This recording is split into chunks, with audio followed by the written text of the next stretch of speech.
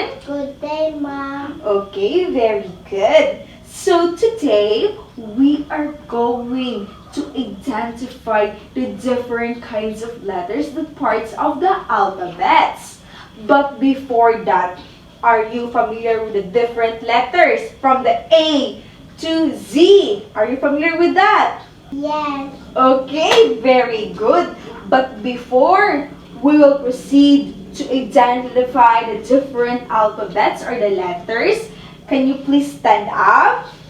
Okay, so let's have a energizer. So let's proceed to the next one. What is that? Are you familiar with the Baby Jesus song? Yes. Okay, let's play and dance and dance and dance. Okay, 1, 2, 3, go. Baby Jesus, baby Jesus, cute and small, cute and small. Don't you know we love you? Don't you know we love you very much, very much. Again, let's clap to ourselves. We really did a great job. Can you please sit down? Okay, very good. So, before we will proceed to the identification of the letters, I have a story. Do you want to hear a story? Yes. Again, do you want to hear a story? Yes. Okay, very good. So I will speak vernacular for you to understand on what I'm saying right now. Okay? I will speak Bisaya. It's okay to you? Yes. Okay, very good. So now, I have a story. So once upon a time, naagdagan kayong mga letters. Si A, B, C, D, until sa letter Z. Pero, si A, are you familiar with the A? The sounds is A. Kay nihawa siya sa ilahong balay. Kana si A o hangtod si letter Z, naa sila sa usa ka balay. Pero si letter A, nihawa. Ang saon nato para makita nato si letter A. Kay nihawa man siya sa ilahong balay, kay naa siya gipangita. Unsa man ang iyahong gipangita? The sound. So, kinahanglan ato ang tabangan si letter A para makabalo kung unsa iyang sound. Unsa may sound sa letter A?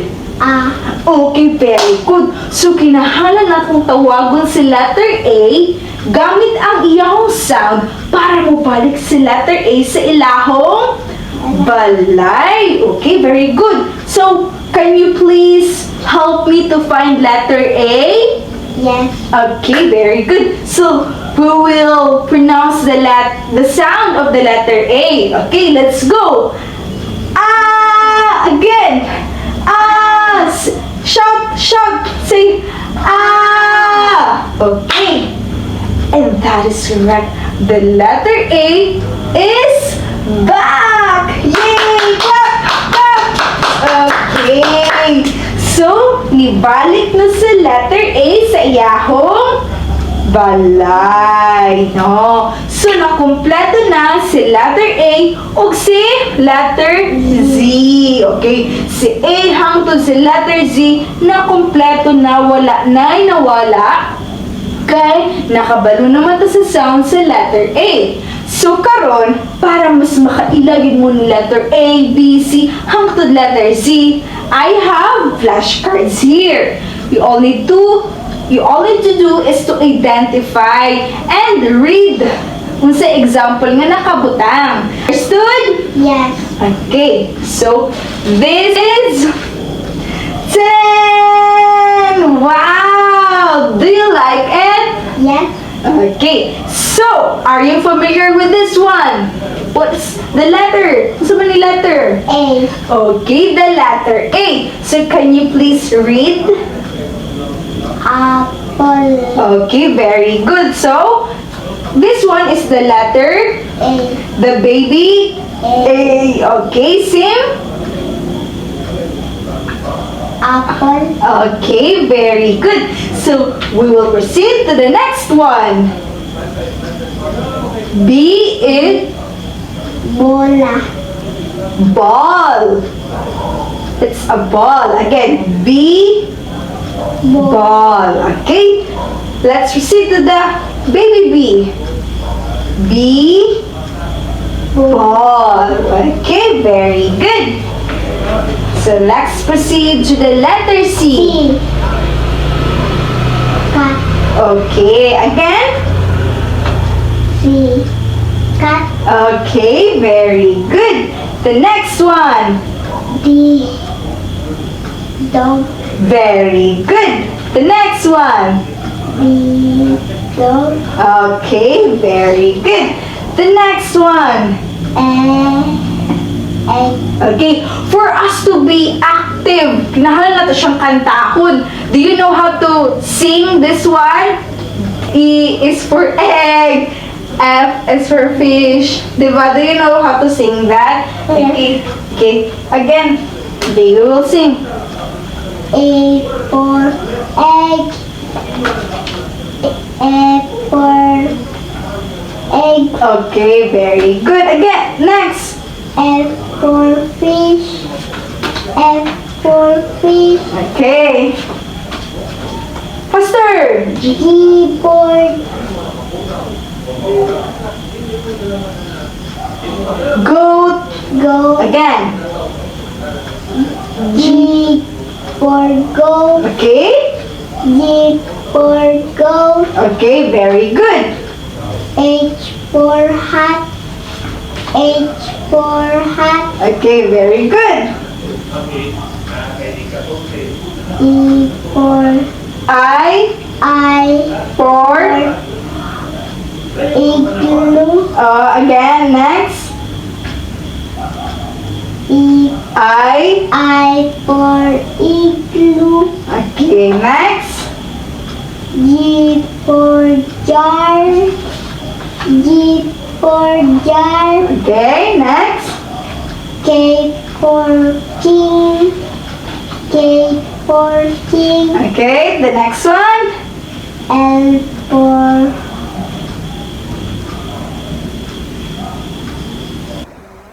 Good. Lion. Again. L for lion. Again. L for lion. Okay, the next. M for map. M for map. Okay, the next one. N for net.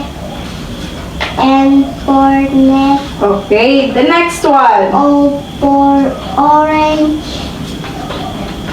O for orange. Okay, the next one.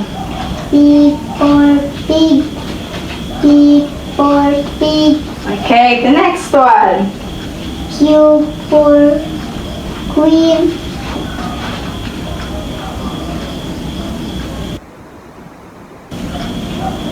Q. Q for queen. Okay. R for ring. R for ring.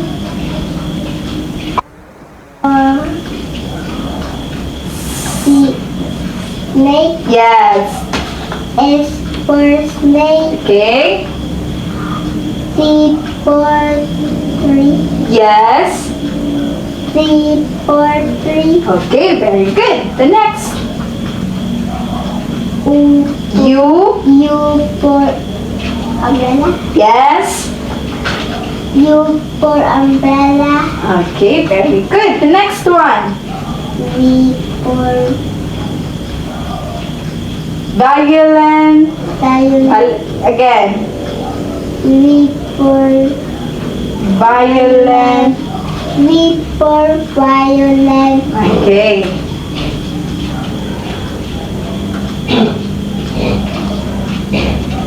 W. W for watch. Yes. W for watch. Okay, very good. X for Xylophone. xylophone. Again. X for xylophone. Okay, very good.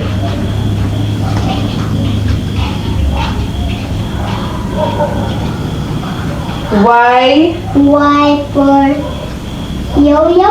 Oh, yes. Y for yo-yo. And the last one. Z for zebra. Z for zebra. Okay, very good. We did it. Can you please round of applause of yourself? Clap your hands. Okay, very good. So, did you learn today? Did you learn na amoy nakatunan karong adlaw sa ato ang mga letters? Yes. Okay. So, di ba, makakaton gitag mga lain-lain nga letters pinaagi sa flashcard. So, it is important to know, to identify kung unsa ang mga letters para maka-easy ta nga makabasa sa lain-lain nga words na nakabutang. So, did you learn and you learn from this one? Yes. Okay, very good. So, can we please all stand up? Okay. I will ask you, mga tayo ko nimo, unsay pinaka the best nga letter nga imuhang naganahan? Z. Unsa may naa sa Z? Zebra. Okay, zebra. Nga namang ganahan ka sa Z? Kay? No, this one is the Z. Muni mong gi-choose. Ito na ang mga letters, si letter Z ang imong gusto. Can you please stand up here and then hold this one? Okay. Nga namang ganahan ka ni letter Z. Sa man nakita ni mo na letter Z. Sa man nakita ni mo ni zebra. Nga ganahan ka niya. Kay? Sa may, hello, oh, nice man si Kolo Z, okay. Si Z kay, na may zebra. Sa man nakita ni mo ni zebra. Na ay, so may color na niya. Black and white. Oh yes, black and white niya. Na yung mga line and line, no? Yes. Oh. Unsa man zebra, tao or animals? Animals. Okay, animal. So si zebra kay animal, black and white lang gid si zebra niya. Nice pagod siya skate kay kuan sa kanang lines niya. No, look here, tanawin mo saya, line, no. Pero, ang difference lang kay white and red niya. This one is black and white. So, ganahan dyan kang zebra. Yes. Oh, ganahan kayo uli na. Charis Wells. Okay, thank you so much for participating.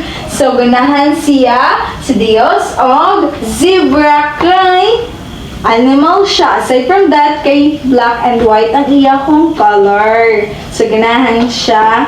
Og animal nga zebra. Cute si zebra. Yes. O din ganahan siya ni zebra. Okay, can you please give a round of applause to yourself? Okay. So, again, did you learn sa atong discussion, sa atong identification sa letters kayong adlaw? Yes. Nalipay mo? Yes. Okay, very good. Can you please stand up? Okay, so I want to say goodbye. Goodbye, everyone. Goodbye, ma'am. Okay, again, goodbye, everyone. Goodbye, ma'am. Okay, bye-bye.